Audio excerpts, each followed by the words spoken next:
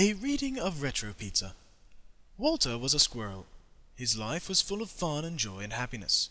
Running up trees, chasing other squirrels, a truly carefree existence. This day, however, Walter had decided to do a bit of exploring. It was 3 in the morning when he decided to make this foray into the unknown. He climbed quickly down from the tree in which he had made his home, and began scurrying towards the house in the distance.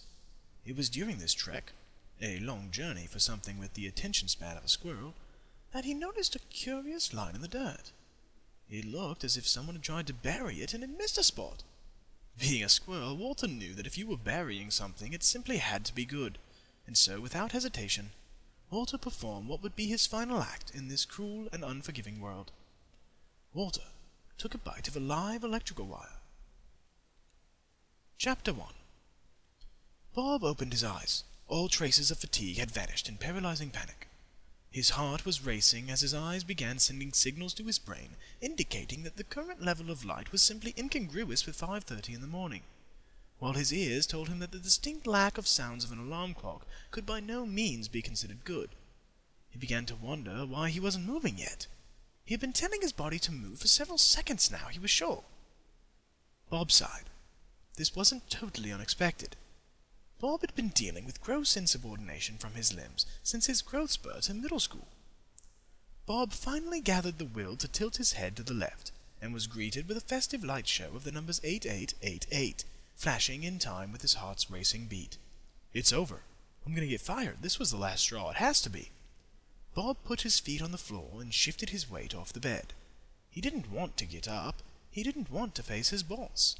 But if there was even a small chance that he could keep his job, it had to be done. He didn't really need the money, he thought, as he took a quick shower. No, it was all about the numbers. Bob loved numbers. He loved to solve puzzles.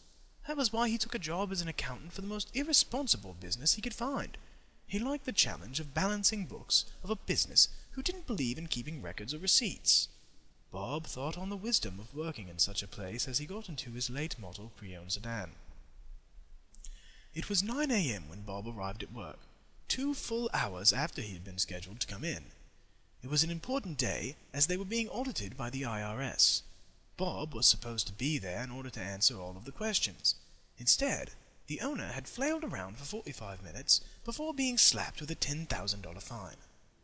As Bob walked in the door, the owner, Mr. Arnold, without looking up, said simply, "I can't even look at you right now. You're fired. Just get out. Leave this building and never come back." Bob got into his car and drove home. He was disappointed. He doubted he could find another job as fun as that one. As he walked up the steps to his house, he failed to notice that one of the boards was loose. As his foot came out from under him, and his head hurtled towards the ground, he had what some would call an epiphany. He had discovered the secrets of time travel.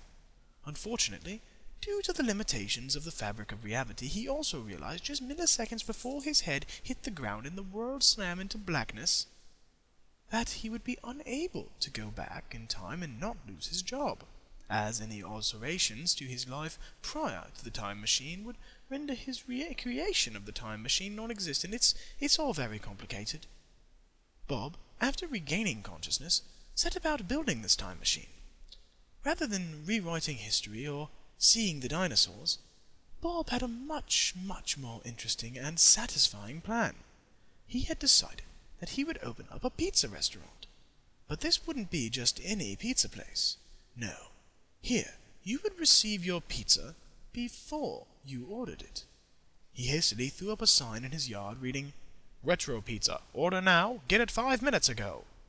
This, thought Bob, is going to be an adventure. End of Chapter 1.